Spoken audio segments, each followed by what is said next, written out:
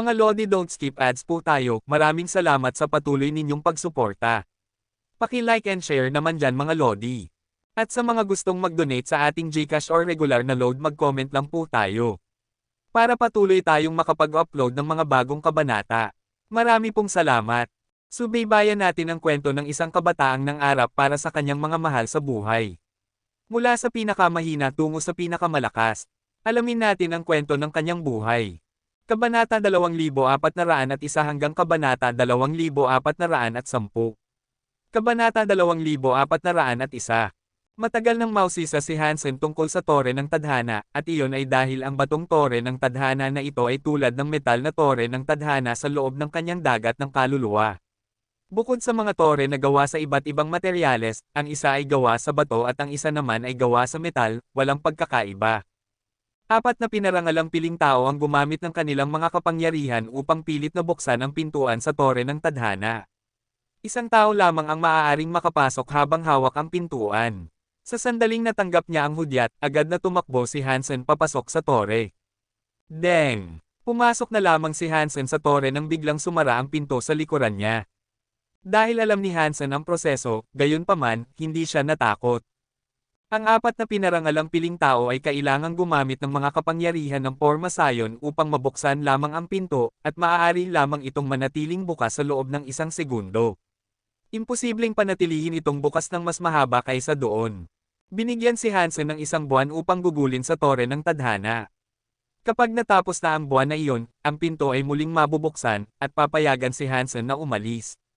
Tiningnan ni Hansen ang paligid ng tore. Narinig niya na mayroong isang kamangha-manghang sining ng Gino na matatagpuan sa loob ng tore, at ang anumang nilalang na natututo nito ay magagawang dagdagan ang bilis ng kanilang ebolusyon. Ngunit ang bawat taong umalis sa tore ay tila nagsasagawa ng iba't ibang sining ng Gino.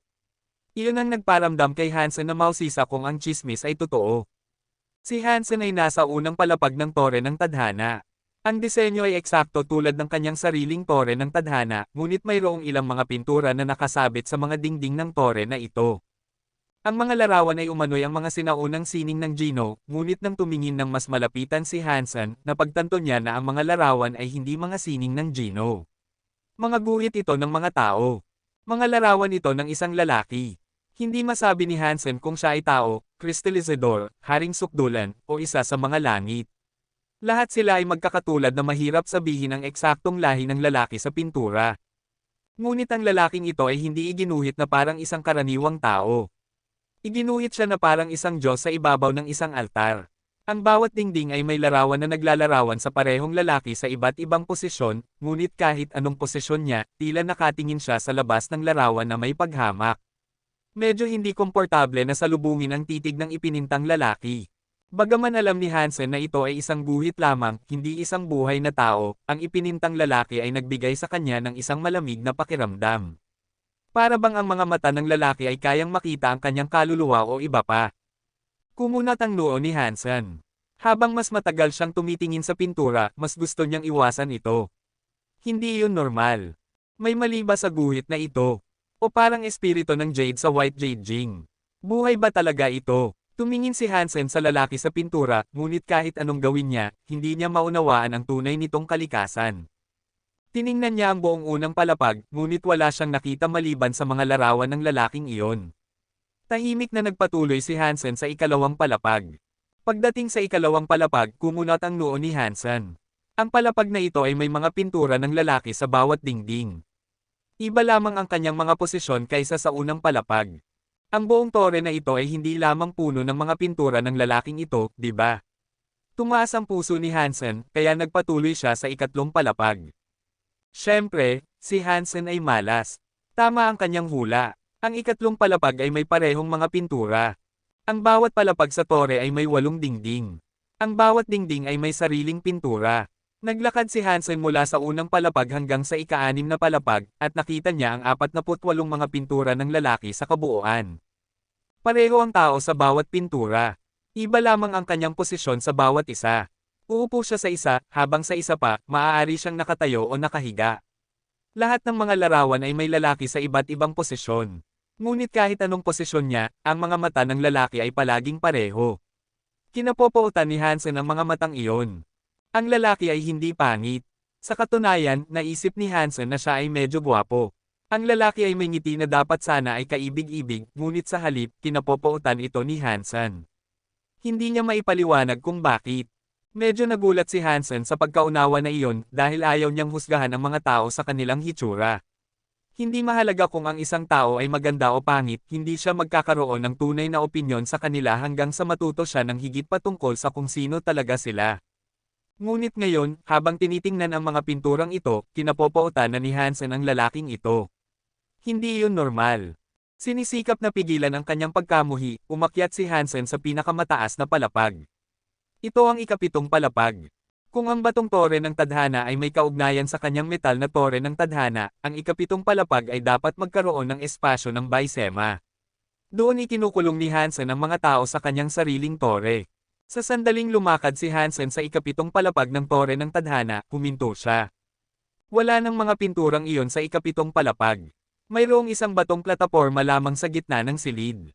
May nakaupo sa ibabaw ng batong plataporma, at agad na napagtanto ni Hansen na ito ay ang parehong lalaki na ipinakita sa 48 mga pintura sa mas mababang mga palapag.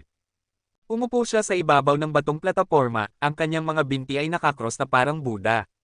Ang kanyang mga kamay ay nakayuko, at ang kanyang mga mata ay nakapikit. Para siyang natutulog. Hindi naman naramdaman ni Hansen ang isang puwersa ng buhay na nagmumula sa lalaki. Ang lalaki ay parang isang rebulto. Gamit ang paningin ni Hansen, gayunpaman, masasabi niya na ang lalaki ay talagang buhay. Nakita niya ang mga pores ng lalaki at ang kulay rosas ng kanyang balat. Nakita rin ni Hansen ang karamihan sa kanyang mga sisidlan. Bukod sa katotohanang hindi siya humihinga, talagang mukhang isang taong buhay siya. Ginamit ni Hansen ang Dangshan Aura upang suriin ang lalaki. Kakaiba na ang lalaki ay mukhang buhay habang hindi nagbibigay ng anumang indikasyon ng puwersa ng buhay. Kahit na matapos suriin ang lalaki, hindi masabi ni Hansen kung siya ay buhay o patay. Iyon ay napakakaiba. Habang sinusuri ni Hansen ang lalaki, isang uri ng kakaibang alon ang nagsimulang dumaan sa hangin sa paligid ng katawan ng lalaki. Ang hangin ay gumagalaw sa isang bilog na parang isang halos hindi nakikitang whirlpool. Umatras si Hansen ng isang hakbang. Di nagtagal ay napagtanto niya na ang swirl ay isang puwersa ng buhay lamang, hindi isang mapanganib na bagay. Ngunit ang pinakanakapagtaka kay Hansen ay ang itim na kristal na baluti sa kanyang dagat ng kaluluwa ay tumugon sa whirlpool.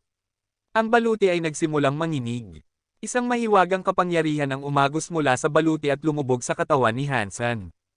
Naramdaman ni Hansen na naging mabigat siya. Para bang ang mga selula sa loob ng kanyang katawan ay nagyelo sa lugar ng mahiwagang kapangyarihan na iyon. Ang Dangshan Sutra at ang iba pang pangunahing sining ng Geno ni Hansen ay nalock din ng kakaibang kapangyarihan. Ang orihinal na katawan ng Haring Tubig at ang ilang iba pang kapangyarihan na nasipsip ni Hansen ay aktibo pa rin sa loob ng kanyang katawan. Ano ito? Tanong ni Hansen na may biglaang takot. Pagkatapos ay dahan-dahang binuksan ng lalaki ang kanyang mga mata. Mukhang nakangiti siya kay Hansen, ngunit hindi naman. Ang puso ni Hansen ay muling nagliyab ng pakiramdam ng pagkamuhi, ngunit sa oras na ito ay 1,000 beses na mas malakas kaysa noong nakita niya ang mga larawang iyon. Nagawang pigilan ni Hansen ang mga damdamin at hindi ipinakita sa kanyang mukha. Sa wakas ay naunawaan ni Hansen kung saan nagmumula ang mga damdamin. Ang masidhing pagkamuhi sa loob niya ay umaagos mula sa itim na kristal na baluti. Hindi iyon kanyang sariling emosyon. Tinitigil ng lalaki si Hansen sa parehong paraan na tinitigan niya ang mga pintura. Ngumiti siya at malamig na nagtanong, naniniwala ka bang may Diyos sa mundong ito? Kabanata 2402. Tumaas ang puso ni Hansen. Hindi siya nababahala sa pakikinig sa mga Diyos, ngunit talagang nababahala siya sa pakikinig sa salitang, Diyos. Ang pagiging sensitibo na ito ay nagmula sa kanyang panahon sa mga santuwaryo. Mula nang unang pumasok siya sa mga santuwaryo, kinapopootan na niya ang salitang, Diyos. Kahit ang pakikinig dito ay magpapalungkot sa kanya sa loob ng mahabang panahon. Lalo na pagdating sa mga pangyayari sa ikapitong grupo. Talagang nakaapekto ito kay Hansen. Ang taong ito ay hindi maaaring ang Diyos na nagsasabing nagbibigay ng mga hiling, di ba? Tinitigil ni Hansen ang lalaki na nakaupo sa ibabaw ng batong plataporma, at talagang naisip niya na ang lalaking ito ay dapat na ang isa na kanyang narinig ng labis. Dagdag pa, ang reaksyon ng itim na kristal na baluti ay nagparamdam kay Hansen na mas nag-aalala. Hindi pa ako nakarinig ng alinman sa mga haring sukdulan na namatay sa tore ng tadhana na ito. Sinasabi ng mga tao na marami silang natututunan mula sa kanilang oras sa tore. Ano man ang sinasabi tungkol sa lugar na ito, walang pahiwatig ng isang nakamamatay na bagay na naninirahan sa loob. Kung hindi, sa napakaraming taong nakapasok na sa lugar na ito, kahit isa sa kanila ay dapat na namatay na, naisip ni Hansen sa kanyang sarili. Walang katakataka kung bakit ang bawat isa sa mga haring sukdulan ay may natututunang iba't ibang bagay sa loob ng tore. Walang sining ng Gino rito. Mayroong isang buhay na Diyos lamang. Natigilan si Hansen, at hindi siya sumagot. Muling nagtanong ang lalaki, binata, naniniwala ka bang may Diyos sa mundong ito? Oo, tiyak na sagot ni Hansen. Ngunit sa loob, naisip niya, syempre, naniniwala ako. Ang kuya ni Han ay si Dollar God. Tumango ang lalaki, at nagpatuloy siya, kung sasabihin ko sa iyong ako ay Diyos, paniniwalaan mo ba ako? Paniniwalaan ko, sabi ni Hansen, na nagpapanggap na nakikipagtulungan. Gusto niyang patuloy na magsalita ang lalaking iyon. Pagkatapos ng lahat ng oras na ginugol ni Hansen sa pagsubaybay sa mga pira-piraso ng mga nagawa ng lalaking ito, gusto niyang malaman kung ano ang tunay na layunin ng lalaki, o kung saan siya maaaring nagmula. Ngunit ang lalaki ay tila hindi naiimpluwensyahan o nababahala sa sagot ni Hansen. Hindi nagbago ang kanyang ekspresyon, at nakangiti pa rin siya. Isang nakatalagang pagkikita na naparito ka upang makipag-usap sa akin. Maaari kong tuparin ang isang hiling para sa iyo. Maaari mong sabihin ang anumang gusto mo, dahil dapat itong isang bagay na nasa kalaliman ng iyong puso. Mayroon ka lamang isang pagkakataon. Ano man ang sabihin mo, ito ay matutupad. Ngunit hindi mo mababago ang iyong hiling. Ang taong ito ay tulad ni Haring Kyun, madilim na tumawa si Hansen sa kanyang puso. Tumingin siya sa lalaki. Maaari akong humiling ng anumang bagay. Tanong ni Hansen, na tinitignan ang lalaki. Anumang hiling na ninanais mo. Ang Diyos ay makakagawa ng anumang bagay, kalmadong sabi ng lalaki. Kumunat ang noo ni Hansen, at hindi siya nagsalita. Ang paggawa ng isang hiling ay tila isang simpleng proseso, ngunit maraming bitag. Ang bawat miyembro ng ikapitong grupo mula sa alyansa ay gumawa ng isang hiling, ngunit bago matapos, ang bawat isa sa kanila ay nagsisi sa kanilang hiling. Isang sakunang hindi nila inaasahan ang nangyari sa kanila. Halimbawa, maaaring humiling si Hansen ng maraming pera. Ipapadala ng Diyos ang isang aksidente at ihuhulog ang maraming pera sa kanyang kondangan. Magiging maganda ang mga bagay, hanggang sa huli ay malaman na ang pera ay pag-aari ng isang baliw na mamamatay tao. Habang si Hansen ay magiging tatanggap ng malaking kayamanan sa loob ng isang panahon, sa huli ay papatayin siya ng baliw na mamamatay taong iyon. Ang Diyos ay dapat na isang abstract na konsepto. Kapag ang mga tao ay gumawa ng kanilang mga hiling sa Diyos, dapat nilang ituloy ang kanilang mga buhay, hindi manatili sa sandali. Kung ang mga tao ay talagang naisip na ang Diyos ay isang taong nagbibigay ng mga hiling tulad ng lalaking ito ay magiging napakamapanganib. Kung ang isang tao ay naniniwala sa Diyos, kung gayon naniniwala sila na ang Diyos ay isang tunay na puwersa sa mundo. Ang bawat kilos na gagawin niya ay magkakaroon ng mga epekto sa mundo. Hindi lamang siya makakagawa ng isang bagay mula sa wala. Kaya, anumang hiling na gagawin ng isang tao ay dapat na isang bagay na umiiral na sa universo sa isang lugar. Ang mga bagay na ito ay, syempre, magkakaroon ng isang pre-established na koneksyon sa universo. Ang anumang bihirang bagay na naisin ng isang tao ay magiging malalim na nauugnay sa mga gawain ng mundo. Dati ay iniisip ni Hansen na, kung ang Diyos ay talagang umiiral at maaari niyang talagang tuparin ang mga hiling, kung gayon siya ay maaaring isang espesyal na uri ng leafy form na may mga kapangyarihan ng causal. Ang isang tao ay kailangang humiling ng isang bagay na gusto nila, ngunit ang mga bunga ng bagay ay maaaring mangyari sa taong humiling. Kaya, mas bihira ang bagay, mas malaki ang mga bunga. Ang presyong kailangang bayaran ay maaaring napakalaki. Kung ang isang tao ay humiling ng $10,000 at ang $10,000 na iyon ay nasa isang ina na gustong pagalingin ang kanyang may sakit na anak, at ang $10,000 na iyon ay ibinigay sa taong humiling, ang anak ay mamamatay dahil sa kakulangan ng paggamot. Ang kamatayan at ang pagkamuhi ng ina ay mapupunta sa taong humiling.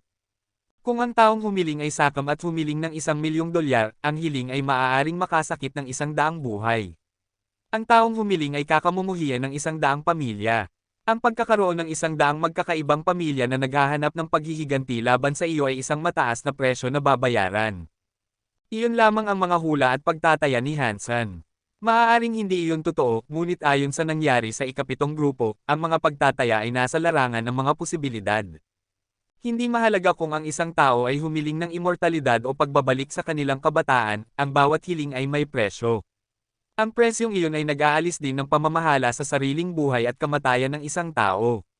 Marahil ay dahil sa napakaraming bunga, ngunit kung minsan, kahit na ang kamatayan ay hindi nagdudulot ng kalayaan mula sa mga bunga ng isang hiling. Kailangan nilang ipagpatuloy ang kanilang kaawa-awang buhay upang bayaran ang utang.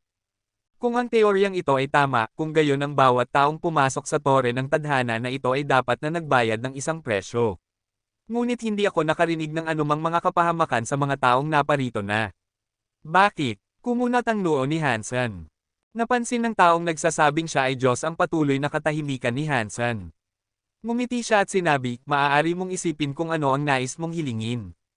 Mayroong 48 mga larawan ng Diyos. Lahat sila ay may kalooban ko sa kanila. Maaari kang pumunta at tumingin. Marahil ay tutulungan ka nilang magpasya. Iyon ang unang regalo na ibibigay ko sa iyo. Kapag naisip mo na ang hiling na nais mong gawin, lumapit ka sa akin at tutuperin ko ito. Hindi umalis si Hansen. Tumingin siya sa lalaki at nagtanong, kung humiling ako, kailangan ko bang magbayad ng isang bagay pabalik sa ginawa? Patuloy na ngumiti ang lalaki at sinabi, kailangan mo. Nagulat si Hansen na sumagot ang lalaki. Naisip niya na ang nagsasabing siya ay Diyos ay hindi aaminin ito kahit na tanungin. Agad na sinundan ni Hansen ang kanyang tanong. Ano ang kailangan kong ibigay sa iyo? Tumingin ang lalaki kay Hansen at hindi sinagot ang tanong. Hindi ka ang unang taong nagtanong sa akin ng katanungang ito. At tiyak na hindi ka ang huli. Masasagot kita, ngunit kung sasagutin ko, dapat kang humiling. Pumayag ka ba? Nag-isip si Hansen sandali, at pagkatapos ay seryosong sinabi, pumayag ako.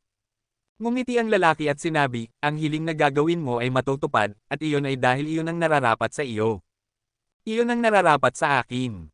Kung gusto ko ng 100 asawa, nangangahulugan ba iyon na ang mga asawa ay naging aking mga asawa na? Ano ang kahulugan niyan? Natigilan si Hansen. Ang sinabi ng lalaki ay isang bagay na hindi matanggap ni Hansen, ngunit nang isipin niya ito ng higit pa, nahuli ang kanyang hininga. Alam na niya ngayon kung bakit sasabihin ito ng lalaki. Ang sinabi ng lalaki ay baligtad. Kung susubukan mong maunawaan ito ng baligtad, kung gayon ang pangungusap ay may katuturan. Ngunit ang relasyon ng causal ay binabaligtad ito. Kabanata 2403. Tulad ng hinulaan ni Hansen, kung ang Diyos ay isang nilalang na may mga kapangyarihan ng causal, kung gayon maaari niyang baligtarin ang mga relasyon ng causal. Halimbawa, kunin ang isang taong humiling ng $1,000,000. Normal, ang tao ay kailangang magtrabaho ng 10 taon upang kumita ng ganoong pera. Ngunit ang mga kapangyarihan ng Diyos ay binabaligtad ang relasyon ng causal. Maaaring ibigay ng Diyos ang 1,000,000 iyon sa tao kaagad, at pagkatapos ay ang tao ay kailangang magtrabaho upang bayaran ito. Kung ang isang tao ay humiling ng higit pa sa kaya nilang bayaran, kung gayon ang taong humiling ay sisire sa relasyon ng causal, nalilikha ng isang malubhang kawalan ng timbang sa kapangyarihan ng causal na iyon. Mahirap isipin kung ano ang maaaring mangyari. Kung ang linya ng pag-iisip na ito ay totoo, ang paggawa ng isang hiling ay parang prepaying ng sahod. Kung ang aking hiling ay isang bagay na kaya kong bayaran, kung gayon hindi ako maaaring masaktan. O kahit man lang, hindi ako maaaring masaktan ng labis. Tulad ni Han Jinji, gumawa siya ng isang hiling, ngunit ang hiling na ginawa niya ay hindi bumalik sa kanya, naisip ni Hansen.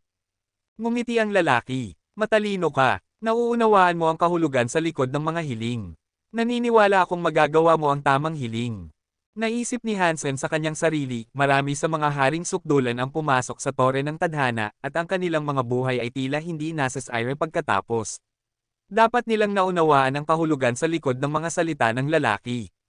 Ngunit totoo bang walang sino man ang sapat na sakam upang gumawa ng isang hiling na hindi nila kayang tuparin?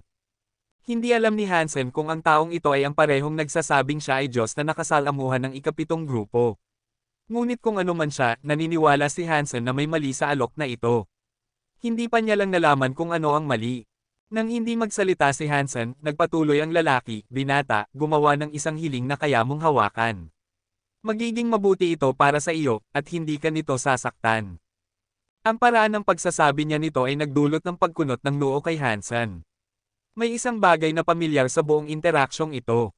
Teka, nakalimutan kong isaalang-alang ang pananaw ng Diyos sa prosesong ito ng pagnanais. Ang Diyos ay hindi basta-basta tumutulong sa mga tao. Bakit handa ang taong ito na tulungan ang iba sa pamamagitan ng pagtupad sa kanilang mga hiling? Marahil ang proseso ng pagnanais ay hindi tulad ng isang prepaid na sahod, ngunit higit pa sa isang pautang na may singil na interes.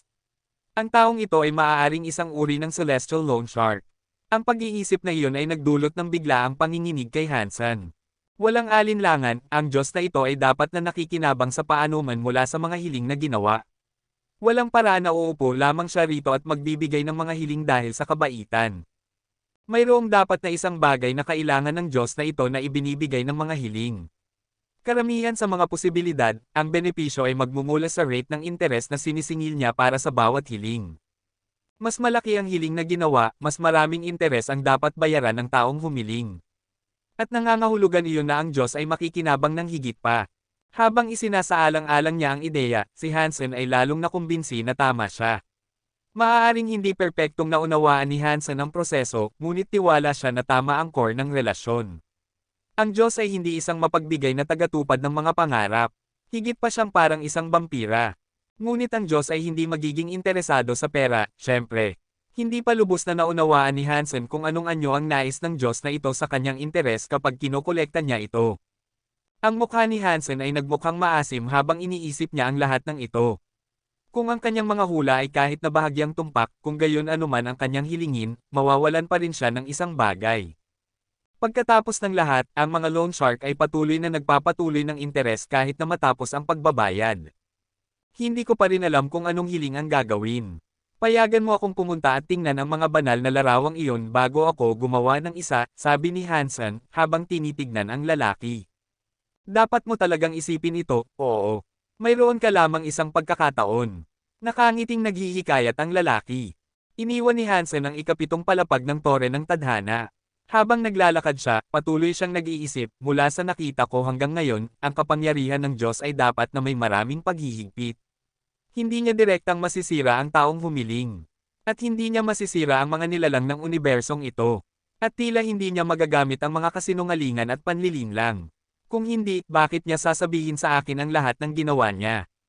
Ang mga alituntunin ay hindi nagpapahintulot sa paggamit ng puwersa o kasinungalingan. Ang buong bagay na ito ay parang legal at parang abogado. Bagaman hindi nila mababago ang mga alituntunin, masaya silang gumamit ng mga laro ng salita at manipulasyon upang makuha ang gusto nila. Ganoon nila niloloko ang mga tao, naisip ni Hansen sa kanyang sarili. Sa huli, naisip niya na isang magandang bagay na naparito siya.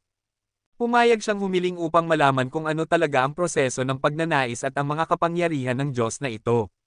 Ngayon, mas naiintindihan na niya ang nangyayari. Ang kanyang mga teorya ay hindi maaaring maging 100% tumpak, ngunit mas maayos na siya ngayon kaysa sa kanyang nakaraang kalagayan ng kumpletong kawalan ng kaalaman. Upang talunin ang isang kaaway, kailangan mo silang maunawaan. Ang kamangmangan ay ang pinaka-nakakatakot na bagay sa isang digmaan. Ngayon na si Hansen ay pumayag na humiling, maaari siyang magbayad ng isang presyo. Ngunit naisip pa rin niya na ang lahat ng ito ay sulit. Kahit man lang ay mas mauunawaan niya ang Diyos. Ang kailangan na gawin ni Hansen ngayon ay iwasan ang pagkalulong sa interes na dapat niyang bayaran sa Diyos kapag gumawa ng isang hiling. Ayon sa teoryang kanyang ginagawa, mas maliit ang hiling na ginawa ni Hansen, mas maliit ang presyong kailangan niyang bayaran. Ibig sabihin ay mas kaunting interes. Ngunit wala ni Hansen ni ideya kung anong sukatan ang dapat niyang gamitin upang sukatin ang mga hiling. Paano niya malalaman kung ang hiling na ginawa niya ay malaki o maliit? Halimbawa, maaaring gusto ni Hansen ng $1 lamang. Iyon ay isang maliit na halaga. At ayon sa teorya, ang hiling ay dapat na magkaroon ng napakakaunting interes dahil ang $1 ay madaling mabayaran. Ngunit ang Diyos ay hindi naglalaro ng pera rito. Naglalaro siya ng mga kapangyarihan ng kozol. Kung gusto ni Hansen ang $1 na iyon, at ang $1 na iyon ay nagmula sa anak ng isang nakakatakot na piling tao, ang anak ng nakakatakot na piling taong iyon ay maaaring mamatay. At ang responsibilidad para doon ay mapupunta ng matatag kay Hansen. Sa puntong iyon, kakaharapin ni Hansen ang paghihiganti ng nakakatakot na piling tao. Kapag ang mga hiling ay natutupad ng kapangyarihan ng kozol, kahit na ang tila maliliit na hiling ay maaaring maging napakamapanganib. At ano man ang maging presyo, kailangan itong bayaran ni Hansen. At ang pangwakas na desisyon ay nasa mga kamay ng hindi mapagkakatiwalaang Diyos na iyon. Magkakaroon ng mahirap na oras si Hansen na subukang mag-navigate sa mga alituntuning iyon. Mahirap labanan ang Diyos. Ang ikapitong grupo ay may napakaraming mabubuting tao, at gayon pa man ay natapos silang lahat sa paraang iyon. Mukhang si Gu Qingcheng, na hindi humiling, ang gumawa ng pinakamagandang desisyon, naisip ni Hansen sa kanyang sarili. Nais kong malaman kung anong hiling ang ginawa ni Han Jingji. Paano niya naiwasan ang bitag na itinakda ng Diyos? Hindi naunawaan ni Hansen. O kahit man lang, hindi niya ito naunawaan sa sandaling iyon. Ngunit kailangan niya ng isang paraan upang mapagan ang kanyang panganib at gumawa ng isang hiling na magkakahalaga sa kanya ng pinakamaliit. May isa pang bagay na nakita ni Hansen na sobrang kainahinala.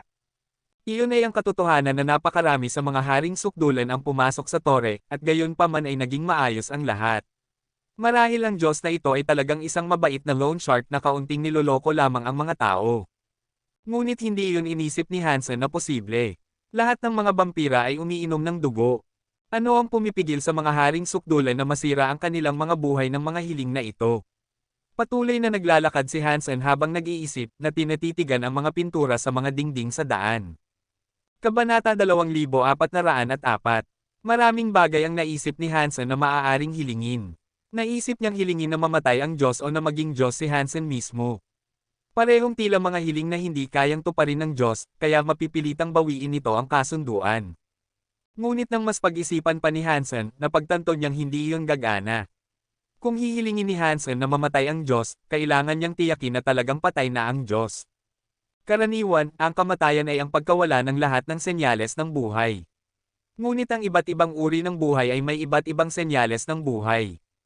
Nang unang pumasok si Hansen sa ikapitong palapag at makita ang lalaki, naisip niyang patay na ang lalaki. Kung iyon ang kamatayan na tinutukoy ni Hansen, tutuparin ng Diyos ang hiling ng walang problema. Magagawa nitong mawala ang lahat ng senyales ng buhay nito nang hindi naapektuhan. Kung gagawa si Hansen ng ganoong hiling, dapat niyang hilingin na hindi pa umiral ang Diyos. Kung hindi pa umiral ang Diyos, hindi ito magiging nasa paligid upang tuparin ang mga hiling ni Hansen. Kung tinupad nito ang mga hiling ni Hansen, hindi na ito magiging nasa paligid upang humingi ng bayad. Kung nasa paligid pa rin ito upang humingi ng bayad, hindi nito natupad ang hiling. Simpleng teorya iyon, at ang hiling ay dapat na imposibleng tuparin. Ngunit may mga pagpapalagay ang hiling. Kung talagang hiniling ni Hansen na hindi na umiral ang Diyos, ang pagpapalagay ay talagang Diyos ang lalaki. Kung sasabihin ng lalaki kay Hansen na hindi ito Diyos, para bang binubura nito ang pag-iral ng Diyos. At saka nito mapapanagot si Hansen sa presyo. Marami pang ibang katulad na paraan ang magagamit ng Diyos para maiwasan ang masamang bahagi ng kasunduan. Napakahusay ng Diyos sa paglalaro ng mga alituntunin. Dahil doon, hindi naisip ni Hansen na gagana ang mga ideyang iyon. Bumaba ang tingin ni Hansen sa mga larawan ng Diyos na nakasabit sa mga dingding, at bigla, nakita niya ang mga ito ng iba. Hindi nagbago ang posisyon ng mga larawan, pero iba ang pakiramdam ni Hansen ngayon. Nakaramdam si Hansen ng isang isipang tubig mula sa isang larawan. Ang isipang tubig ay parang dagat. Hinugasan nito si Hansen na nagparamdam sa kanya na parang nalulunod sa larawan. Tumaas ang kanyang sensitivity sa mga kapangyarihan ng tubig. Nagulat si Hansen. Tiningnan niya ang lahat ng larawan isa-isa, at natagpuan niyang magkakaiba ang kahulugan ng bawat isa. Ang ilan ay malambot at mahinahon, ang iba naman ay matigas at mapanira. Ang ilan ay maliit, ang iba naman ay walang hanggan. Ang iba ay parang mga kalawakan sa langit. Ang 48 larawan ay nakakuha ng lahat ng aspeto ng mga kapangyarihan ng tubig. Tiningnan ni Hansen ang 48 mga pintura, at tumaas ang kanyang kaalaman sa mga kapangyarihan ng tubig ng ilang antas. Mukhang kahanga-hanga talaga ang kapangyarihan ng Diyos. Nababasa nito ang komposisyon ng aking katawan at naglalagay ng isipang tubig sa mga pintura para sa akin. Nang pumunta rito ang mga piling tao ng Haring Sukdulan, nakakita sila ng isip na tumutugma sa kanilang mga kapangyarihan. Kaya sila naging mas malakas. Kumunat ang noo, bumulong si Hansen sa sarili, ang Diyos na ito ay parang si Haring Kyun. Pareho silang may malalakas na kapangyarihan, pero may mga paghihigpit na pumipigil sa kanila na gamitin ang lahat ng lakas nila. Ito lang ang pagkakataon ko laban sa kanila bilang isang ordinaryong nilalang. Kung hindi, kayang sirain ng Diyos na ito ang universo. Pero pakikipaglaban sa isang Diyos ayon sa mga alituntunin ng Diyos, maliit pa rin ang tsansa na manalo. Bigla naisip ni Hansen si Osere. Iniwan ni Osere ang Osere Sutra, o ang Falsified Sky Sutra, na may mga kapangyarihan ng causal. At natupok ni Ozure ang isang Diyos. Ganoon din ba ang Diyos na iyon kay Haring Kyun? Pero nalaman ni Hansen na ang Diyos na natupok ni Ozure ay parang Buddha. Kahit malalakas ang Buddha, hindi sila umabot sa antas ng Diyos.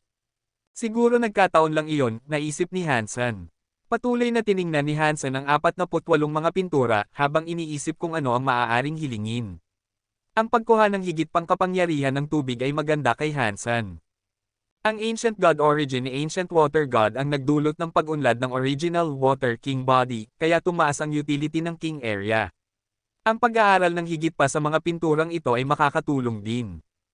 Pero dahil sa kanyang itim na kristal na baluti, nakakulong ang katawan ni Hansen. Malamang nararamdaman lang ng Diyos ang Original Water King Body, kaya ang mga pintura ay may isipang tubig lang. Kung may access si Hansen sa lahat ng kanyang Geno Arts, mas marami siyang matututunan sa mga pintura. Pero hindi binibigyan ng itim na kristal na baluti si Hansen ng pagkakataong iyon, at hindi maintindihan ni Hansen kung bakit. Katulad ito ng pagtatago ng itim na kristal na baluti sa Geno Hall. Mahaba naman ang isang buwan. May sapat na oras si Hansen para matutunan ang mga isipang tubig na available. Habang lumalalim ang kaalaman ni Hansen sa isipang tubig, lumalakas ang kanyang water element shocking sky punch. Habang mas nauunawaan niya, patuloy na binabago ni Hansen ang teknik. Hindi pa nakakahiling si Hansen. Huling araw na niya sa loob ng tore, at natututo pa rin siya ng mga isipang tubig sa mga pintura. Nagsimulang magsalita ang pintura sa harap ni Hansen.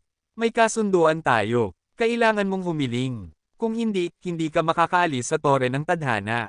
At alam mo iyan. Tumawa si Hansen at sinabi, hihiling na ako ngayon. Pinagbantaan ng Diyos si Hansen. Kung hindi tinupad ni Hansen ang pangako, hindi siya makakaalis kahit buksan ng mga haring sukdulan ang tore ng tadhana. Pero naisip ni Hansen na kawili-wili ang banta. Mukhang ayaw ng Diyos na saktan ng mga haring sukdulan. Kung hindi, hahayaan na lang nitong maabot ni Hansen ang takdang oras ng hindi pinapaalalahanan. Pinatunayan itong pinaplano ng Diyos na palayasin si Hansen sa halip na pilitin itong manatili. Kung gayon lumapit ka sa akin at sabihin mo sa akin ang iyong hiling, sabi ng lalaki sa malamig na tinig. Walang ekspresyon ang mukha nito. Bumalik si Hansen sa ikapitong palapag ng tore ng tadhana at naglakad sa harap ng lalaki. Wala ka ng gaanong oras. Sabihin mo sa akin ang iyong hiling, sabi ng lalaki. Kaya mo bang tuparin ang anumang hiling ko?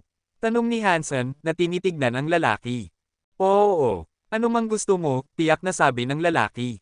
Maaari ba akong maghanap ng tao? Tanong ni Hansen. Siyempre, walang pag-aalinlangan na sumagot ang lalaki. Marami na sigurong kakaibang hiling ang narinig nito. Ang paghahanap ng tao ay maaaring karaniwang hiling. Mabuti. Kung gayon, pwede mo bang sabihin sa akin kung nasaan ang aking lolo sa tuhod? Hindi gumawa si Hansen ng mapanlinlang na hiling o sinubukang bitagin ang Diyos. Simple ang kanyang hiling. Nang marinig ito ng lalaki, naisip din nitong simple ang hiling. Hindi nito kailangang baluktutin ang mga alituntunin para tuparin ito. Ano ang pangalan ng iyong lolo sa tuhod? Tanong ng lalaki. Hindi ka ba Diyos? Dapat alam mo, sabi ni Hansen na may pagtawa. Sige, casual na sabi ng lalaki. Tiningnan nito si Hansen, pero ang refleksyon sa mga mata nito ay patuloy na nagbabago. Kabanata 2405. Ginawa ni Hansen ang hiling na ito dahil gusto niyang malaman kung sino talaga ang lolo sa tuhod niyang si Han Jinji. Kung ordinaryong tao si Han Jinji, malamang patay na ito at wala na sa mundo. Sa ganoong kaso, hindi mahahanap ng Diyos kung nasaan ito. Sa pinakamarami, matutuntun lang ito ng Diyos sa isang puntod. Kung ang lolo sa tuhod ni Hansen ay talagang ang maalamat na taong sinabi sa kanya, nakaligtas na si Han Jinji sa kapangyarihan ng isang Diyos. Malamang malakas din ito. Mahihirapan ng taong ito na nagpapanggap na Diyos na mahanap ang ganoong tao. Sa isang lugar sa universo, sa isang planeta, sa isang tiyak na kalye, isang manghuhula ang nakaupo sa daan.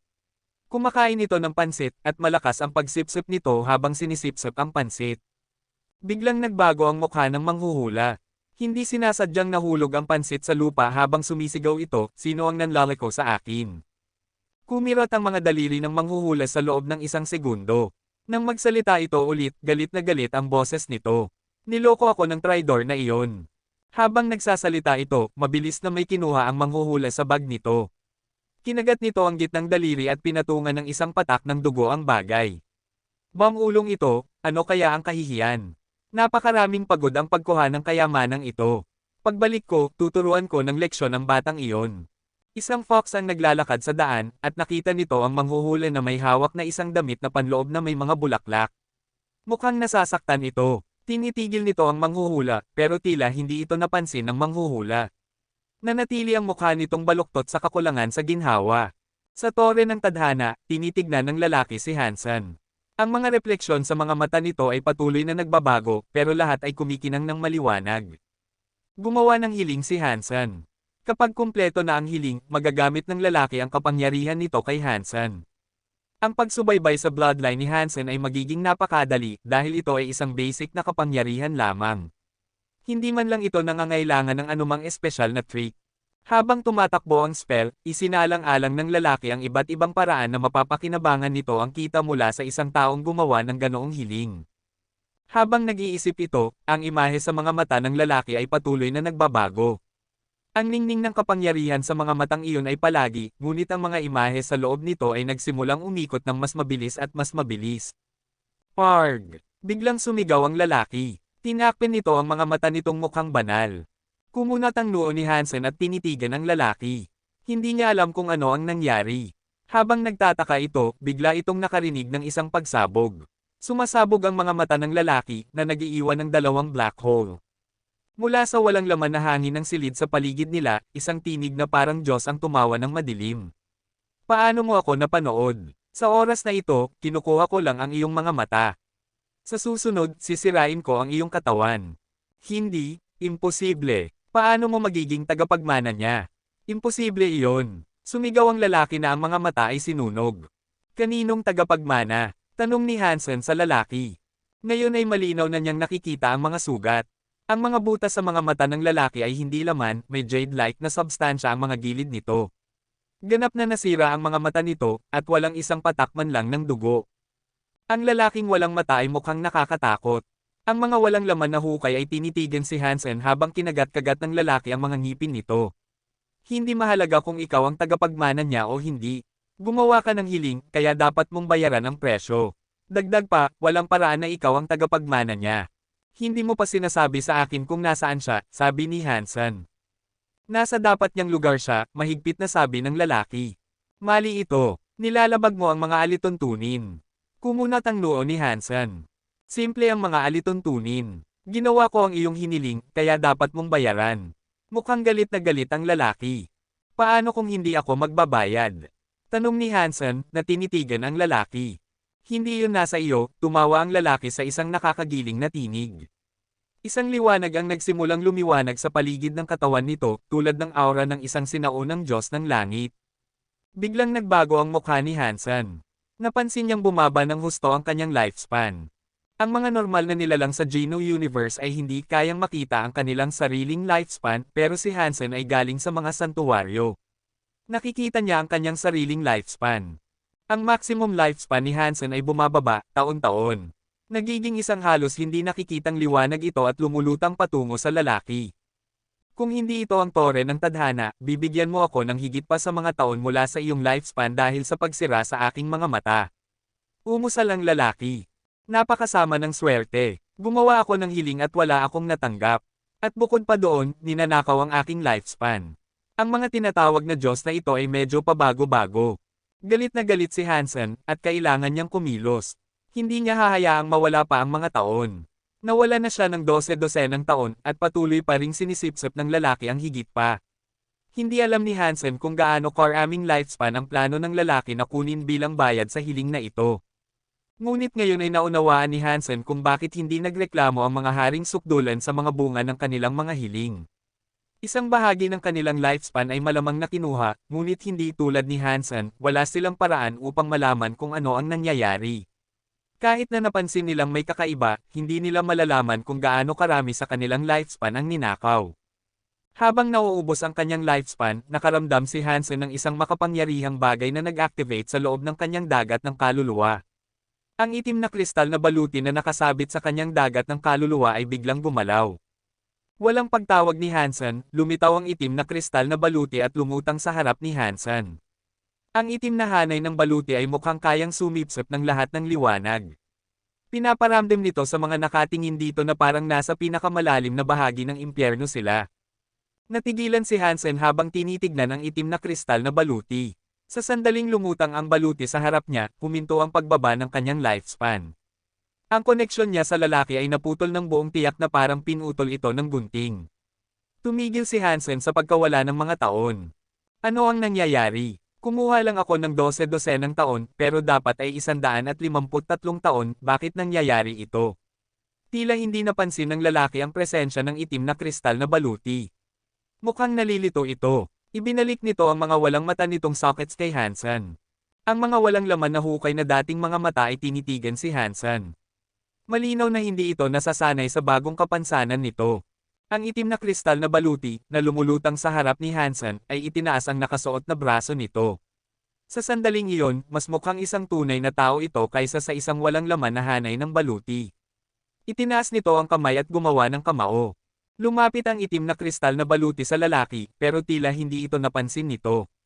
Nang humakbang ang itim na kristal na baluti sa harap ng lalaki, ang nakakuyom na kamao ay biglang sumuntok ng mabangis.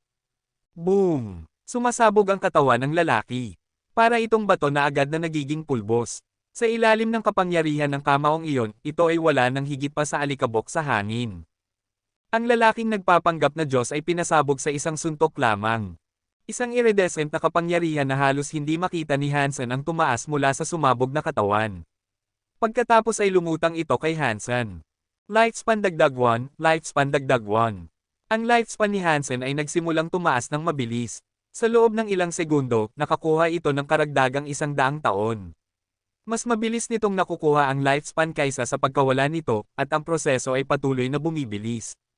200 taon, 300 taon, 500 taon, pinanood ni Hansen ang pagtaas ng kanyang sariling lifespan, at habang ginagawa niya iyon, ang puso niya ay nagsimulang kumatok ng malakas.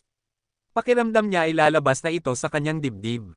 Kabanata 2406. Nang mailipat na ang bawat patak ng kakaibang kapangyarihan sa katawan ni Hansen, umabot na sa 1787 ang kanyang lifespan. Sa wala pang isang minuto, tumaas ang kanyang lifespan ng kalahating milenyo. Nais kong malaman kung gaano karaming taon ang kinuha niya sa mga haring sukdulen. Hindi ito lahat, tiyak. Tanong ni Hansen sa itim na kristal na baluti, na tinitignan ang lugar kung saan naroon ang katawan ng lalaki. Hindi siya pinansin ng itim na kristal na baluti. Umikot ito at bumalik sa kanyang dagat ng kaluluwa. Tulad ng dati, nakasabit ito sa isang sulok ng dagat ng kaluluwa nang hindi gumagalaw. Sa sandaling masira ang taong nagpapanggap na Diyos, sa malayo, sa isang mahiwagang palasyo, isang lalaki ang kumunat ang noo at nagsabi, walang laman na Diyos, kahit na ang aking manika ng Diyos ay nakasakit sa iyo, maaari mo lang kunin ang kanyang mga mata. Sa halip, talagang pinatay mo siya. Sa tingin mo ba ay natatakot ako sa iyo? Sa mga kalye, tinitignan ng manghuhula ang sirang damit na panloob sa kamay nito, pagkatapos ay binitiwan ito. Naging alikabok ito. Bumantong hininga ito at nagsabi, ano kaya ang kahihiyan? Mahirap makuha ang bagay na iyon. Kinuha nito ang mangkok ng pansit na nahulog sa lupa at pinunasan ang mangkok gamit ang isang tela. Pagkatapos, inilagay nito ang mangkok. Kinuha nito ang karatula nito, na nakasulat na, tadhana, at naglakad sa kalye at nawala sa gitna ng mga tao. Pinanood ni Hansen ang lalaki na maging alikabok, at habang ginagawa niya iyon, napagtanto niyang tapos na ang kanyang oras. Mabilis itong tumakbo pababa sa tore. Habang tumatakbo ito, naisip nito sa sarili, kung malalaman ng mga haring sukdulan na nasira ang estatwa, hindi nila ako hahabulin, di ba? Hindi ko aaminin na ako ang sumire nito, pero kahit sabihin ko man, hindi nila paniniwalaan na kaya ko, di ba? Nang makarating si Hansen sa ika-6 na palapag, nakita niya na ang mga pintura ay nakasabit pa rin sa mga dingding. Ngunit nawala na ang kahulugan at impluwensya sa likod ng mga ito. Mga ordinaryong pintura na lamang ito ngayon. Ganito ito hanggang sa baba. Nawala na ang lahat ng mga pintura ng kanilang mga isipang Diyos. Wala na silang espesyal pa. Kakaiba, sinabi ni Fox Queen na ang 9-spin Destiny Mirror ay nasa loob ng tore na ito. Bakit hindi ko pa ito nakikita? Gamit ang pag-iisip na iyon, tiningnan ni Hansen ang oras at napagtanto na mayroon pa siyang 1 oras na natitira. Kaya, nagpa siya itong tingnan ang paligid ng tore. Maraming beses na niyang tinahak ang tore sa nakalipas na 1 buwan. Bukod sa mga pintura, ang lalaki lamang ang ibang bagay doon. Walang mga salamin. Nagsasabi ba ng kasinungalingan sa akin si Fox Queen? Walang katuturan iyon. Ang pagsisinungaling sa akin tungkol sa salamin ay hindi makikinabang sa kanya sa anumang paraan. Kumunat ang noo ni Hansen at naisip sa sarili, may isang taong nakapaglinlang kay Fox Queen mismo. Marahil ay binigyan siya ng peking impormasyon. Kung ganoon ang kaso, maaaring nangangahulugan iyon na ang pagkakakilanlan ni Fox Queen ay nabunyag na. Ngunit si Fox Queen ay matalino. Ang paglinlang sa isang tulad niya ay magiging mahirap. Parehong interesado at medyo nag-aalala si Hansen, kaya tiningnan niya ang bawat sulok ng tore ng tadhana ng buong pag-iingat. Walang 9-spin Destiny Mirror. Walang anumang bagay sa loob ng tore. Malinaw na nakikita ni Hansen ang bawat palapag gamit lamang ang isang tingin. Kung may salamin, nakita na niya ito. Ang paghahanap ay dapat na hindi na kailangan. Walang lugar upang itago ang mga bagay sa tore na ito. Bukod sa estatwang lalaki na mukhang tao pero hindi naman talaga tao. Biglang naisip ni Hansen ang lalaking nakaupo sa ibabaw ng pedestal na iyon. Bumalik ito sa ikapitong palapag. Kung mayroong isang bagay na nakatago sa tore na ito, dapat ay nasa loob ng pedestal na iyon. Hindi naman bumalik si Hansen sa ikapitong palapag upang tulungan si Fox Queen. Kung mayroong talagang kayamanan tulad ng 9-spin Destiny Mirror, kukunin niya ito para sa sarili. Pagkatapos ng lahat, ang 9-spin Destiny Mirror ay magiging isang makapangyarihang bagay. Iniisip ng mga Fox na ang pagkuha ulit ng bagay na iyon ay magpapahintulot sa kanila na makuha muli ang isang kilalang lugar sa universo.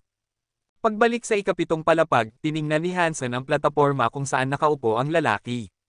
Ito ay isang ordinaryong batong pedestal lamang.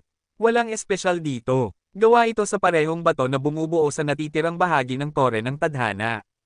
Iniunat ni Hansen ang kanyang mga kamay at pinindot ang pedestal. Ang plataporma ay hindi nasira. Malinaw na hindi ito isang bagay na madaling masisira. Nakakahiya na nagamit ko na ang lahat ng aking 9-spin Fox power. Kung hindi, maaari kong subukang gamitin ang kapangyarihang iyon upang tawagin ang salamin. Tumahimik si Hansen saglit pagkatapos ay iniunat ang isa sa kanyang mga daliri sa ibabaw ng bato. Pinahintulutan nitong mahulog ang isang patak ng dugo sa pedestal. Ang dugo ay pinagsamang kapangyarihan ng Blood Pulse Sutra. Gusto ni Hansen na makita kung ang plataporma ay espiritual sa ilang kapasidad. Nang tumalsik ang dugo sa bato, ang plataporma ay nagsimulang manginig. Pagkatapos ay sama-sama ang dugo sa pedestal, at mas malakas pa ang pagyanig nito. Bigla, lumutang ang plataporma sa hangin. Lumulutang ito, ang enamel ng bato nito ay pumuputok at natutunaw mula sa malakas na pagyanig. Di nagtagal, ang tunay na mukha ng pedestal ay nagsimulang mahayag. Maya-maya pa, ang ibabaw ng bato ay ganap na nabasag, na nagpapakita ng salamin na bato sa loob. Nang hayaan ni Hansen na tumulo ang isa pang patak ng dugo sa salamin na bato, kumislap ang pilak na liwanag mula sa salamin. Sa loob ng reflective surface, nakita ni Hansen ang anino ng isang pilak na siyam na buntot na fox. Ang siyam na buntot na iyon ay dahan-daang gumalaw, habang ang maliliit na mata ng fox ay tinitignan si Hansen. Buzz! Nagsimulang lumipad ang salamin na bato, umiikot sa paligid ni Hansen. Ang salamin na bato ay kasing laki ng isang mortar at pestle, ngunit lumiit ito hanggang sa maging kasing laki ng kamay ni Hansen. Nakarating ito sa palad niya, at pagkatapos ay nawala na ang liwanag. Nawala na ang anino ng siyam na buntot na fox sa salamin. Itinaas ni Hansen ang salamin, at napagtanto nitong wala na itong sinasalamin. Ito ay isang piraso lamang ng kulay abo-puting bato. Kahit nasubukan nitong polish ito gamit ang malambot na tela, tumanggi ang salamin na magpakita ng refleksyon. Ngunit sa likod ng salamin na bato, nakakita si Hansen ng isang ukit ng siyam na buntot na fox. Katulad ito ng anino na nakita ni Hansen nang kumikislap ang salamin. Nawala na ang patak ng dugo. Tila nawala ito nang mag-activate ang salamin na bato. Pinaglaruan ni Hansen ang salamin na bato ng ilang sandali, ngunit hindi nito mahanap kung paano ito gamitin. Hindi nito ma-activate ang kapangyarihan ng salamin na bato. Maaari kong subukang gamitin ang aking dugo upang makontrol ito. Marahil ay makikilala ako nito tulad ng Jade Drum. Inilagay ni Hansen ang salamin na bato at naghintay hanggang sa oras ng pag-alis. Nang dumating ang oras na iyon, bumukas ang tore ng tadhana. Mabilis itong tumakbo palabas doon. Tila wala namang alam ang mga haring sukdulan tungkol sa nangyari sa loob ng tore ng tadhana na nagparamdam sa kanya ng ginhawa. Nagpaalam ito at bumalik sa underwater town ng Planet Water Zone. Kung ganoon kakalakas, dapat ay ginawa mo na ito ng mas maaga. Kung mangyayari ulit ang ganoong bagay, hindi mo na kailangang maghintay bago patayin ang masamang tao. Pumatay ka pa ng ilang Diyos, at mas matagal tayong mabubuhay, sabi ni Hansen sa itim na kristal na baluti sa kanyang dagat ng kaluluwa nang makabalik na ito sa kanyang silid. Ngunit hindi gumalaw ang itim na kristal na baluti. Kumilos ito tulad ng dati, parang isang patay na bagay. Nang hindi gumanti ang itim na kristal na baluti, hinayaan na lang ito ni Hansen. Nagpahinga ito sa bahay ng ilang araw pa, naghihintay upang makita kung mapapansin ng mga haring sukdulan ang anumang pagbabago sa tore ng tadhana. Sa kabutihang palad, ang mga haring sukdulan ay wala namang alam. Tila wala silang ideya na ang estatwang lalaki sa loob ng tore ng tadhana ay nasira. Nagparamdam ito kay Hansen na mas ligtas. Hansen, Super God Spirit Body. Geno Battle Body, Mutant Blood, Duke, Spell, Duke, Dunction, King, Jadesken, Duke. Level, Hari, King Jeans, 22. Deified Progress, 12%. Lifespan, 1787.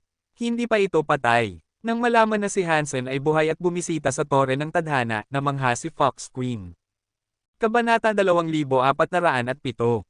Gusto agad pumunta ni Fox Queen sa Planet Water Zone para tingnan kung nakuha ni Hansen ang 9-spin Destiny Mirror mula sa tore ng tadhana. Pero may kailangan si Baikang lang na gawin niya, kaya wala siyang oras para pumunta agad sa Planet Water Zone. Para maprotektahan ang kanyang peking pagkakakilanlan, kailangan niyang pigilan ang kanyang pagka-impainsya sa ngayon. Pero hindi mapigilan ni Fox Queen na isipin kung paano na-activate ni Hansen ang Sacred Blood Statue, pero nakaligtas pa rin. Hindi niya maintindihan kung paano niya nagawa iyon. Matagal na ang nakalipas, ginamit ni Sacred Leader ang Sacred Blood Statue para kontrolin ang mga tauhan. Kahit ang kanyang mga deified na sundalo ay nasasakupan nito. At ang Sacred Blood Statue sa likod ni Hansen ay iginuhit gamit ang dugo ni Ancient Blood Dragon Lady. Iyon ay para sa mga deified.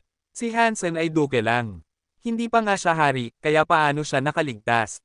Lubhang nalilito si Fox Queen, pero matatagalan pa bago siya makapunta sa Planet Water Zone at mahanap ang sagot sa kanyang mga tanong.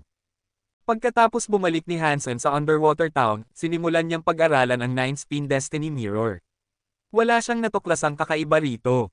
Naglagay siya ng kapangyarihan dito, pero hindi niya ito ma-activate. Ang tanging paraan niya ay ang patuluin ang dugo niya sa salamin na bato, na umaasa na makikilala siya nito bilang amo nito sa hinaharap. Tuwing nilalagyan ni Hansen ng dugo ang salamin na bato, sisindi ito at magpapakita ng anino ng Nine-Tailed Fox. Kapag nawala ang anino, ang dugo ay mawawala na rin.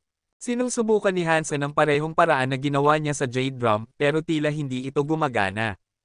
Inilagay ba ni King Bao ang 9-spin Destiny Mirror ng mga Fox sa tore ng tadhana at inilagay ito sa ilalim ng estatwa? Kung gayon, bakit niya gagawin iyon? Hindi makasagot si Hansen sa tanong na iyon. Walang pag-unlad ang salamin na bato, at sa ngayon, tila wala siyang magagawa. Pero tinutulungan ni Water Fairy sa Jade Board si Hansen na lumakas. Isinasalarawan nito ang damdamin ng Proudbone Swordmind para sa kanya, at dahil doon, naramdaman ni Hansen na malapit nang magkaroon ng breakthrough ang kanyang sariling Swordmind. Hindi kinopya ni Hansen ang Swordmind ni Mad Sword. Ginamit niya ang kanyang sariling Swordmind para lumaban sa kay Mad Sword. Nung una, panig ang laban kay Mad Sword, pero pagkatapos ng ilang sandali, nagkaroon na ng resistance si Hansen.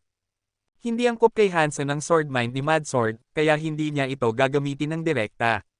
Ginamit niya ito bilang panggiling, pinatalas ang kanyang sariling Swordmind laban dito.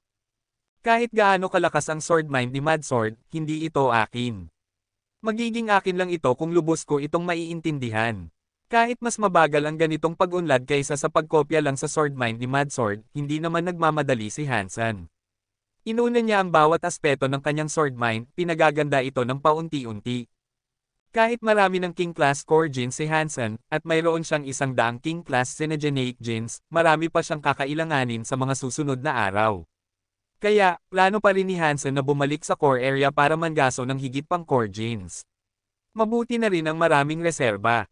Kung tama ang hula ni Hansen, ang 100 King Class Synergeneic Genes ay maaaring magpataas ng kanyang King Area ng isang tier. Ginamit ni Hansen ang kanyang self-cogwheel para pumasok muli sa core area. Bumalik siya sa lugar kung saan siya umalis, na hindi kalayuan sa Planet Dark Zone. Hindi na maglalakas loob si Hansen na bumisita ulit sa Planet Dark Zone. Hanggang sa magkaroon siya ng sapat na lakas, ang pag-provoke sa kakaibang insekto ay katumbas ng pagpapakamatay. Ang kanyang super god body ay hindi siya nagiging invincible, at ang time limit ay palaging sakit ng ulo. Kapag naging deified na ako, magagamit ko na ba ang walang katapusang super god spirit body? Nagtataka si Hansen habang lumilipad. Dollar, ano kaya ang coincidence? Interesado ka bang makipagtulungan ulit? Hindi pa nagtatagal lumilipad si Hansen nang lapitan siya ng isang grupo ng mga tao. Sila ay sina Dragon 1, Dragon 8, at ilang iba pang dragons. Pero sina Dragon 1 at Dragon 8 lang ang nakaligtas sa kanilang huling pakikipagsapalaran. Ang mga dragons na kasama nila ngayon ay bago. Hindi sumagot si Hansen. Mula sa ibang direksyon, isang pangalawang grupo ng mga tao ang mabilis na lumalapit. Ang pinuno ng grupo na iyon ay si Dia Robber. Habang lumalapit ito, sinabi nito, kung kayo ay nagtutulungan, pwede ba kaming sumama? Nagulat si Hansen. Kakapasok lang niya sa core area, at nahanap na siya ng dalawang ito. Hindi ito maaaring coincidence. Mga tao, flattered ako. Pero gusto kong mag-isa ngayong beses. Sa ibang pagkakataon na lang. Sabi ni Hansen na magalang na tinanggihan ang kanilang mga alok. Hindi niya alam kung ano ang habol nila at ayaw niyang makipaglaban sa kanila. Lumingon si Hansen para umalis, pero agad na nagsalita si Dia Robber, kung ayaw mong makipagtulungan sa amin, ayos lang. Pero may ilang mutant king class Xenogeneics akong hahabulin. Interesado ka bang tumingin? Tumigil si Hansen. Matagal maghanap ng mutant Xenogeneics, kaya ang pagpunta agad sa kanila ay malaking tulong para sa pag-level up ni Hansen. Kung papatayin nila ang mga mutants, makukuha ni Hansen ang mga talento ng Xenogeneics nang hindi na kailangang pag-aralan pa. Maganda, maganda. May alam din akong ilang mutant Xenogeneics. Kung interesado ka, alam mo na ang mga alituntunin at hatian, sabi ni Dragon 1. Napakagat si Hansen sa dalawang alok. Kung totoo ang sinabi nila, ang pagpatay sa ilang mutant Xenogeneics ay magiging kapaki-pakinabang kay Hansen. Dagdag pa, makakakuha siya ng 50% ng mga nakuha sa buong laban, hindi lang ang personal niyang napatay. At hindi na kailangang maghanap pa ng Xenogeneics. Ang mga ganitong pagkakataon ay mahirap makuha. Pagkatapos ng maikling pag-iisip, tinanggihan pa rin ni Hansen ang dalawang alok. Kung pumili siya ng panig ngayon, masasaktan lang niya ang isa. Hindi nababahala si Hansen sa pagsakit sa iba, pero sa kasong ito, hindi na kailangan. Dahil hindi pumayag si Hansen, hindi pa rin nila kayang patayin ang mga mutant Xenogeneics ng mag-isa. Kakailanganin pa rin nila ang tulong ni Hansen sa hinaharap. Marahil ay makakakuha pa siya ng higit pang mga benepisyo sa ganito mamaya. Tila inaasahan ni na Dragon 1 at Dia Robber na tatanggihan sila ni Hansen, kaya hindi sila mukhang nadismaya. Nakipag-usap pa rin sila kay Hansen ng may saya at paggalang, umaasa na makikipagtulungan ulit sa malapit na hinaharap. Bakit mo siya ginagawa ng mabuti? Sa tingin mo ba kailangan ng destroyed ng isang hari na tulad niya? Tanong ni Bar nang umalis na si Hansen. Si Dia Robber ay isa sa iilang taong nakakapagpapakinig kay Bar. Kung wala si Dia Robber, nilabanan na sana nito si Hansen. Hindi naman ayaw ni Bar kay Hansen, mahilig lang itong makipaglaban sa mga malalakas na tao. Same time na tumango si Dia Robber, at sinabi nito, oo, kailangan talaga natin ng isang tulad niya. Nang makita si Bar na tumahimik, bumantong hininga si Dia Robber at sinabi, kailangan natin siya dahil mas malakas siya sa atin. Oo, ang mga deified na miyembro ng ating lahi ay mas malakas kaysa sa kanya, pero hindi iyon mahalaga dahil hindi sila makakapasok sa core area. Kung hindi sila makakapasok, hindi na sila makakapasok. Ano ang malaking deal? Usual ni Bar na may pagkainis. Ngumiti si Dia Robber at sinabi, walang malaking deal. Pero kung gusto nating patayin ang deified core Xenogeneics sa core area, kailangan natin siya. Sa tingin mo ba ang ating Destroyed Kings ay makakatakas sa isang deified Xenogeneic tulad ng ginawa ni Dollar? Kung wala silang area power para pigilan ang lakas, hindi ako kayang patayin ng isang ordinaryong deified Xenogeneic, sabi ni Bar. Ikaw ang pinakamahusay na hari na mayroon tayo, pero ang pangangaso ng deified Xenogeneics gamit lang tayo ay isang imposibleng gawain. Maaaring magtagumpay tayo, pero maraming masasakripisyo. Sa tulong ni Dollar, magbabago iyon. Mas mataas ang tsansa na magtagumpay, at hindi tayo gaanong masasakripisyo. Ano ang masama doon? Tanong ni Dia Robber, na umiiling. Kabanata 2408. Hindi alam ni Hansen kung ano ang plano nila, at ayaw din niyang malaman. Lumipad siya sa kalawakan ng halos isang oras bago niya nakita ang isang nag-iisang core Xenogeneic na lumilipad sa dilim. Napakakakaiba ng Xenogeneic na iyon. Nakasabit ito sa walang laman na kalawakan na parang nagninangas na hurno ng panday. Mukhang bakal ang katawan nito, at ang katawan nitong gawa sa cogwheel ay nababalot ng napakaraming kadena. Isang nagninangas na pulang core ang kumikislap sa tuktok nito. Lumipad si Hansen patungo sa malaking hurno, ngunit bago pa man siya makalapit, isang geyser ng apoy ang pinaputok ng hurno sa kanya. Mukhang isang bulkan na sumabog. Kumalat ang napakalaking alon ng apoy habang papalapit ito, at sa loob ng isang segundo, ang ilang dosenang milya ay natakpan ng nagngangalit na apoy na iyon. Naramdaman ni Hansen na matutunaw ang kanyang katawan. Walang pag-aalinlangan, tinawag niya ang purple at red laser gun at ipinasok ang kanyang kapangyarihan dito. Pinaputok niya ito sa malaking hurno. Nagpakawala ang laser gun ng isang sinag ng pula at purple na liwanag.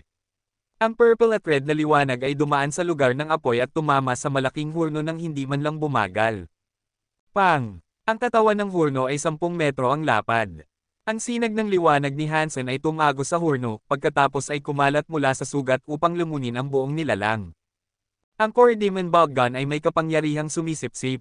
Hindi masama, ang nakakainis lang ay ang kapangyarihang sumisipsip ay mabagal, at ang radius ay hindi kasing laki ng orihinal na lugar na sumisipsip ng nilalang, gustong-gusto ni Hansen ang kanyang bagong baril. Nagpakawala ng apoy ang malaking hurno habang tumatakbo ito. Ngunit puno ito ng butas pagkatapos barilin ito ni Hansen ng ilang beses pa. Sa huli, sumabog ang nilalang. Ang apoy sa loob ng hurno ay sumabog na parang paputok ng sumabog ang nilalang. Carcinogenic King Haunted, Smithy Furnace. Carcinogenic Gene Found.